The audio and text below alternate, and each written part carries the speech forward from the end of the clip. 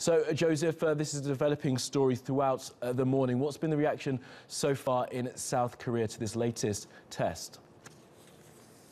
Well, for what's happening in South Korea, we know that officials, including South Korean President Moon Jae-in, are closely watching the situation. There's been a National Security Council meeting that's convened. They are currently discussing the situation, and we are waiting what kind of statements will come out of that meeting. Now, officials here, including the Joint Chiefs of Staff and the military, they believe that this is a sixth nuclear test, especially because where this earthquake happened is where North Korea does regularly test its nuclear weapons at, and therefore many are suspecting that this could potentially be their sixth nuclear test. As you mentioned, North Korea, through its state media, just recently announced that it has a special announcement to make at around 3:30 local time here in Seoul, and many are suspecting that this will confirm that North Korea did conduct its sixth nuclear test. Yes, perhaps that announcement that's coming, as you say, in an hour or so's time will be confirmation that this was in fact their sixth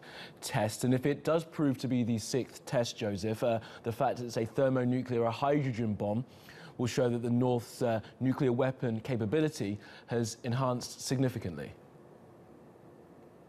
Yeah, if we just put this into perspective, their nuclear test last year recorded a magnitude about 5.3. The test before that, 5, and the one before that, 4.3. So they're making leaps and bounds in terms of how they are conducting and developing their nuclear technology. So if it is confirmed that this is their sixth nuclear test, it means that the magnitude at which this test was conducted is their most powerful so far.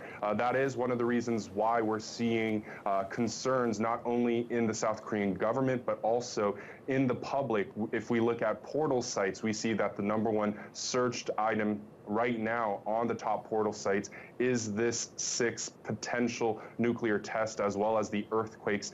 So it does look like the public is really closely watching the situation and hoping that perhaps it isn't, but many are suspecting that it could potentially be their nuclear test. Absolutely, and of course as well, they're watching if it is a nuclear test, Joseph. The real concern for people in South Korea, and especially in Seoul, is not the nuclear weapons that the North have, but the artillery that's focused just 35 miles away that would completely flatten Seoul. We talked about the incremental steps that the North has made over the past few years, but is the fact that they've now got a thermonuclear device making it more scary in Seoul for people living there, or is it just the fact that the more militaristic and further step forward is the concern, and what the reaction of places like the United States may have to this next step? I think there definitely is a concern on what the reaction from the United States will be, especially given the past reactions out of the White House, including President Donald Trump, who has said that dialogue hasn't helped, as well as that all options are on the table, including military strikes. This would deeply affect the population in Seoul if war were to break out, because it would literally take place in this area where it's largely populated, especially with around 10 million people living in the area. That's also why in the National Assembly, as well as the South Korean government, we're seeing a push for stronger militarization of South Korea. We're seeing that not only the THAAD deployment, which was strongly opposed by other countries such as China and Russia, as well as some local opposition, that they are still going through with the deployment because that it could potentially add to the defense of South Korea. We're also seeing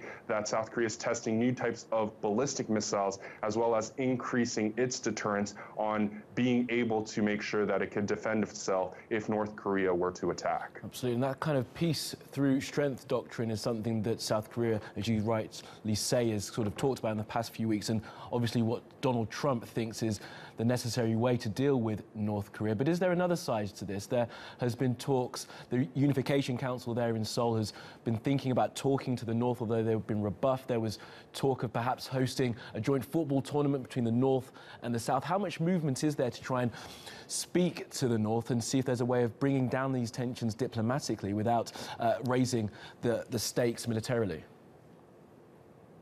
Well, we know ties between North and South Korea have been at an all-time low. There are no lines of communications. Before, there was a military hotline in which North and South could directly communicate with one another, and now that line of communication is completely gone. We also know that civilian interaction between the North and South has completely stopped. There no longer is the jointly run Kaesong Industrial Complex, as well as tours to North Korea from the South are now banned, and they no longer can go in, especially because the South Korean government is worried about the well-being and safety of its citizens. This is one of the reasons that South Korea has been pushing to try to improve inter-Korean relations. We saw that before when South Korea was hosting the championship taekwondo tournament, that they invited North Korea, as well as some other matches, including hockey, where North and South came together, and there were those types of exchanges. So whether it is through private exchanges